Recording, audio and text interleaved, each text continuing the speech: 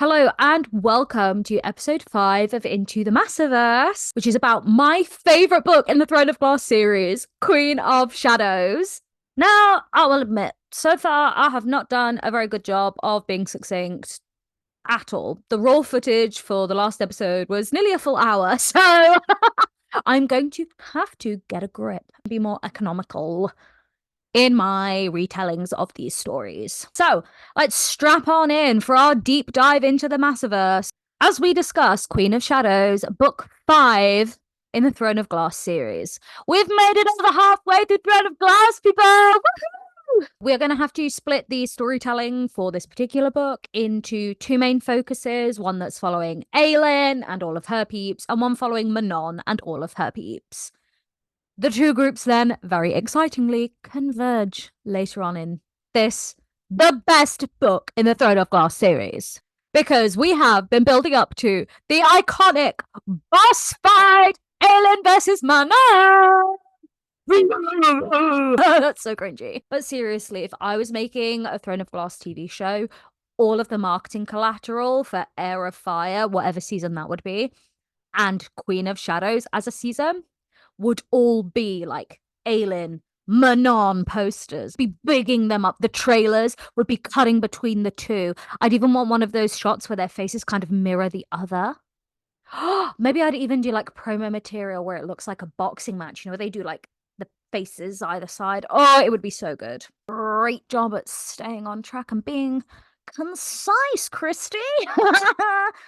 Well, we're starting as we mean to go on. But let's start our retelling and focus on my girl, Aelin. Now, this book starts with Aelin returning to Rifthold. She goes and finds Arabin in a bar. Arabin, Hamel. He tells her that her cousin Adian, he's been imprisoned for treason and is going to be executed in 3 days' time. Arabin offers to help Aelin save Adian if she will bring him a Valg. He also tells her where it is that Chaol's hiding out, so my girl can carry on with part 2 of her plan. She initially wanted to catch up with Arabin. She also wants to find Chaol, so she's well on her way to doing item 2 on the list. Homegirl Aelin hunts down Nesrin, Chaol's right-hand woman, icon, legend, big player in the books going forward. Nesrin takes her to Chaol, and both kind of catch each other up on what's happened throughout Heir of Fire when they weren't really speaking. Now, they're both pretty bummed out for each other, like, oh, sad, but you should have done. Which is just classic. They're both trying to be in charge. Neither of them can be. Oh, it's a mess. They don't work together. Now, Chaol knows how to restore magic to the world, and he will not tell Aelin, which is obviously driving her crazy, because Homegirl needs magic to be reinstated so that Terrasen can kick ass. Chaol returns Aelin's necklace to her, the Eye of Elena, which got all the way back in, like, book 1. And she returns his amethyst ring. They are officially broked up. Now, Arabin sends Selena's old assassin uniform to her. The iconic black leather look, which we love and haven't seen yet in the main timeline. Because the last time it was worn was back in Assassin's Blade. It has been a long time since she has donned her suit. But he also sends Lysandra with a letter. Homegirl's coming back into the main plot. We love that for her. She has a letter with her from Wesley, another assassin who used to be Lysandra's lover. And this letter basically explains what happened leading up to Sam's unaliving. He basically made sure there was a written record of the truth for Aelin to find and entrusted it to Lysandra. Because Lysandra isn't a bad gal. Now, Chaol and Nesrin go to the Shadow Market of Rifthold for a covert meeting with some guards that are helping them out. They basically find out how the king's soldiers are going to be stationed during Adian's execution in a few days' time. Aelin shows up and she almost blows their cover, and she asks the guards for a couple of favors during her rescue of Adian. Now, Chaol asks Aelin to just make sure that Dorian doesn't get hurt as a part of whatever it is she's got planned. And obviously Aelin is super offended because Dorian's her friend too, and she's like, bruh. WTF.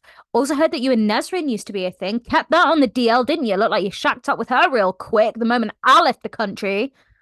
It's giving toxic vibes. Now, it's at this point, Chaol decides, do you know what? It is a really sucky thing for me to not tell Aelin how it is we restore magic. We've got to destroy a tower. I should probably share that info with her. So while their relationship is in shambles, at least someone is seeing sense. Okay, we're getting past the hurt feelings into, okay, maybe it's worth sharing some of this important insight into how we can save everybody. Meanwhile, as all this drama is going on, we cut over to my bae. Okay, my love for Dorian Haviliard. And he is pretty much living in darkness. Most of his memories are just gone. He's like a shell of his former self. He literally doesn't even know his own name anymore because he's wearing this magical collar that his evil dad, the King of Ardenland, forced on him when he'd released his powers to save Chaol in the last book. Now, one of the few things he's actively aware of is that there is something else living inside his head, trying to take over full control. And the main sense we get from Dorian at this point of the story is that he is really struggling. He doesn't think he can fight this thing off any longer. Now, down in the castle dungeons, poor Adian is hiding the fact that he actually got injured pretty badly when he got arrested, and his wounds got infected. So he's just hoping to succumb to the infection, get a really bad fever, and die before his execution as a final F you to the King of Ardland, because he knows that his execution is definitely going to be used to draw Aelin to the palace. And he does not want Aelin putting her neck on the line for him after 10 years of the two of them being apart. My man is so loyal. He would rather die than give the king an opportunity to get his hands on his cousin. But Dorian clocks that Adian's clearly not well. He's got an infection. He insists that it gets cleaned up. And Adian's actually looking pretty good by the time it comes around to his expected death day. We proceed to get shown the greatest prison break of all time. Aelin enters the castle with Madame Florine's dance troupe. Turns out, obviously, Aelin, as part of her assassin training from Arabin Hamel, was obviously taught to dance properly. So she reaches out and's like, hey, babes, can I come dance with the troupe? They're literally all in dresses and makeup. And the dancers enter the hall, tossing these fistfuls of black powder everywhere as they dance. And in the finale of their piece, they smash these glass flowers onto the ground. Everyone's like, ooh, but there's a substance inside the glass flowers that basically ignites all the powder and the whole place goes up in flames. Everyone starts fleeing, and my girl Aelin is flipping, dancing. She's right next to Adian, and she sets him free, and the two of them fight their way out of the hall, and it's such a cool reunion because he's just there oh my god, my bitch is back. Now they run through the gardens, and who comes across them? My man Dorian, possessed by the evil collar. He tries to kill Aelin, but Aelin's got these protective wid marks on her. She asks Dorian to give her some kind of sign that he is still present and alive inside his mind, but obviously there is none. She goes to kill Dorian, mercy kill him from being controlled by this demon. But my girl Nesrin, who is an amazing shot, literally shoots the sword away from Dorian, from a distance. She was given a tip by Arabin that this was probably going to happen. So at this, Aelin and Adian flee, using yet another pseudonym where Aelin's newly dyed red hair comes in super handy because the real guy she's pretending to be is also a ginger. Their pickup point, they hop into a carriage with none other than Lysandra. So this is where Lysandra and Adian meet. They then switch into a different carriage that Chaol's in and make their way back to Aelin's apartment. Chaol reveals he knows that she tried to kill Dorian and he is pissed. And he says the iconic line, you're not my queen. Okay, because obviously Dorian's his king. And that's how Lysandra finds out that the Selena Sardothian she has known for years and years is actually Aelin Ashra Galathinius, Queen of Terrasen. Iconic. So Adian wakes up in Aelin's apartment and the cousins properly reunite. It's so cute. They catch each other up on what they've done over the past 10 years. And Aelin's really surprised that Adian's really understanding when she tells him all about Selena Sardothian being an assassin. And he has to break it to her he's done bad things too. Doesn't mean that they're bad people. He's so sweet. Now, Aelin and Chaol meet Arabin at another tavern. Arabin has signed Aelin up to fight, and she clocks this Valg demon command. She's like, I'ma fight him. Chaol gets to see Aelin fight for the first time, and obviously she's been working out with my man Rowan. So while Chaol thought he was a good trainer, he sees her post working out with Rowan and it's like, whoa, what the hell? What a level up in every regard, bae. Arabin's mad that during the fight she goes for the kill and she doesn't bring the Valk to him as part of their, deal. Aedion is slowly recovering and he gets quite frustrated because he thinks Aylin's babying him. They start talking about Rowan, and Aylin discovers Aedion has this like real hero worship for him, okay? Aedion loves the Cadra, like to him they're these great heroes of stories that he was told as a kid by his mom. But Aedion suspects that Rowan probably will want to become part of the court of Terrasen, and he expresses concern that he really hopes Rowan doesn't take his blood oath from him, because traditionally the ruler of Terrasen does have someone blood sworn to him. It's like their best friend, family member, basically the leader of their armies, their most trusted protector. And since childhood, that was going to be Aedion for Aelin. He was going to be her blood sworn. And obviously he says this. And we're all like, crickets. Oops. Wouldn't it be really awkward if that had already happened? Oh, my bad. Meanwhile, Kale discovers that the Valg soldiers have come and basically shut down the shadow market in Rifthold because they found out that whoever freed Aedion got all their supplies from the shadow market. Kale greets Aedion and's like, well, what did you see when you were in the palace? How was Dorian? And Aedion's like, I think you should trust Aelin because for all the faults Aedion has, he is a ride or die Aelin stan. Okay, he is member number 1 of the Aelin fan club. Like, he is a ride or die. she's basically his sister, you know? And so when Kale's like, bruh, how you doing? Aedion's like, I'm doing good. I'm with my bae. I'm with my soul sister. How you doing, son? Get back in line, bitch. I'm team Aelin for Ebs. It's just, obviously Kale's team Dorian. It's like, guys, they're not separate teams. Build a bridge and get over it. Now, Aelin follows one of the Valg soldiers down into the sewers.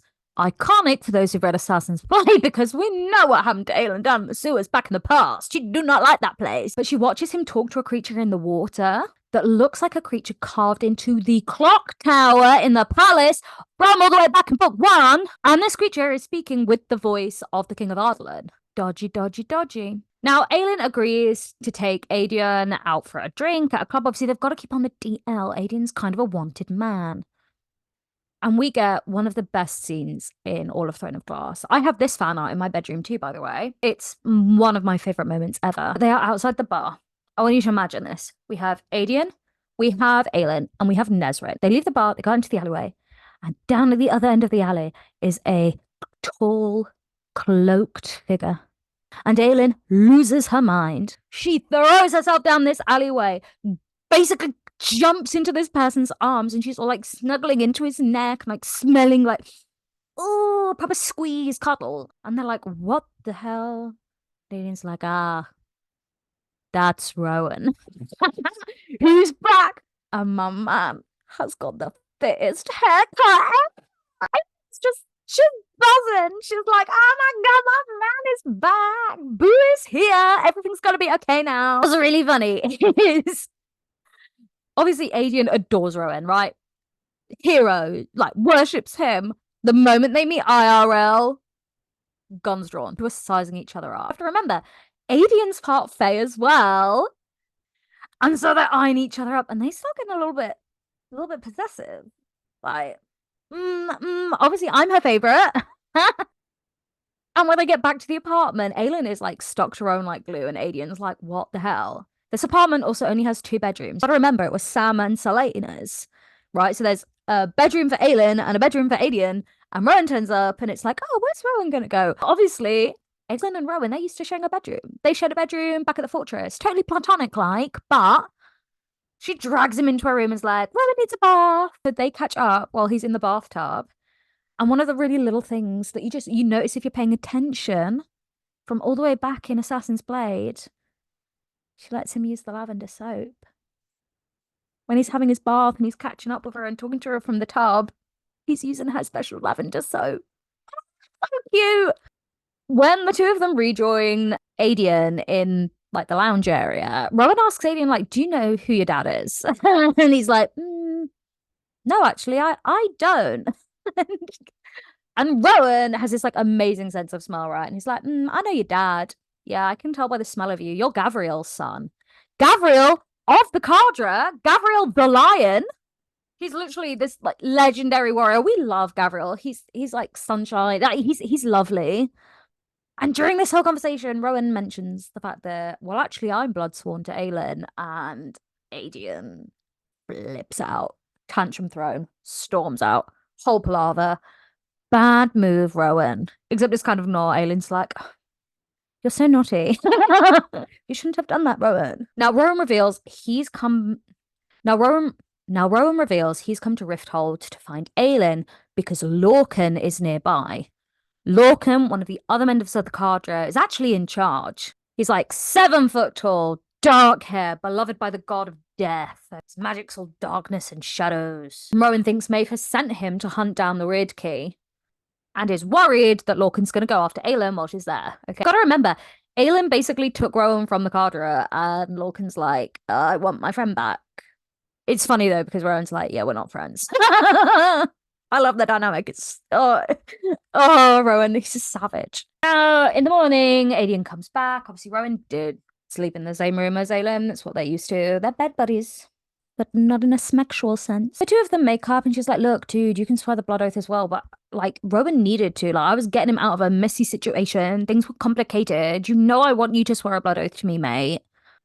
And at this point, Chaol arrives at the apartment with like a map to strategize with Aelin, and Chaol meets Rowan for the first time. And like, let's just be honest, no one really measures up to Rowan, and Chaol's like hella jelly. Aelin sneaks out of the apartment at night, and Lorcan is in fact following her. So she lures him into a nest of Valg and leaves him there for dead. But he manages to escape. And he's really unimpressed. So he obviously threatens her. But Rowan shows up, and Rowan's having none of it. Lorcan says, look, Maeve let you guys walk away, but she's totally planning your defeat. Like, you guys done messed up by crossing her. When Lysandra gets to the apartment and joins into the mix, Rowan immediately identifies her as a shapeshifter, and we're all like, what? I'm just like, how the hell do you know that? No one knows that, because Lysandra's not been able to shapeshift for 10 years. Literally, she's a shapeshifter who can't shapeshift anymore and hasn't been able to since she was about 8 years old. Lysandra lets them all know that Arobyn's going to call in his favor tomorrow. He obviously wants a Valg. So Aelin and Rowan go and catch one to take with them. We then proceed to get one of, yet again, the best scenes in the entire series. When Team Aelin go to the keep to visit Arobyn. Aelin wears the absolutely iconic black and gold dragon dress. You should look up fan art of that. It's insane. And Arobyn has sent over this oil. He's like, oh, make sure you moisturize yourself with it, Aelin. You know I love the smell. Bran covers himself in it as well, so they smell the same. It's like this male pissing contest. It's so funny because all these guys come in and they're like, oh yeah, she's mine, and Rowan's like, psych, you wish suckers. Aelin, Rowan, and Adian go to the keep with their Valg demon that they've captured. Arobyn only lets Aelin enter the torture room because obviously they've got a special connection. His plan is to find out how it is that the king controls the demon so that maybe Arobyn can learn from it. And the demon reveals that what the king does is he slips this like black stone ring onto their fingers, slices their skin, licks their blood, and then they're bound to him. So Arobyn slices the finger of the Valg demon off to obtain the ring and then just kills the demon because now he knows what to do. He's got a magic mind controlling ring. Or so he thinks. They join the rest of the group for dinner, and Arobyn can see Aelin and Rowan. They're silently communicating. They're talking to each other at the table in their minds. And Arobyn's like, yeah, do not like this at all. Because as he said before, he doesn't like to share. Arobyn reveals he's found out Aelin is just slowly trying to ruin all of his investments around town, which She totally has been doing because she is an icon. And Aelin says she's only going to stop doing that if he gives her the Amulet of Orinth back, her family necklace. She was obviously wearing it when he found her as a kid. And she's like, give me my necklace back and I will stop messing things up for you. Because she's figured out that necklace, that's the third weird key. And obviously, Arobynn obliges. He totally doesn't appreciate how important the amulet actually is. But he acts like he's going to kiss her, and then he slips the ring that he took off the demon onto Aelin's finger, cuts her palm, licks the blood, and thinks he now has, like, complete control over her brain, which Aelin totally plays along with until they're away from Arobynn's men. The ring was a fake that she'd put on the demon beforehand. She'd swapped out the rings because she knows what Arobynn's like. She can read that man like an open book. Now, Aelin and Rowan hide the amulet under a floorboard in the apartment, and Aelin goes up and chills on the roof, and we find out that tonight, Arobynn Hamel is going to die. And she's not the one who's going to do it. No. Aelin, in an absolute girl boss move, taps out, okay? Do you know what she does? She taps in Lysandra. Lysandra, the courtesan, who had been forced, if you remember, to spend her first night and many other nights with Arobynn Hamel against her will.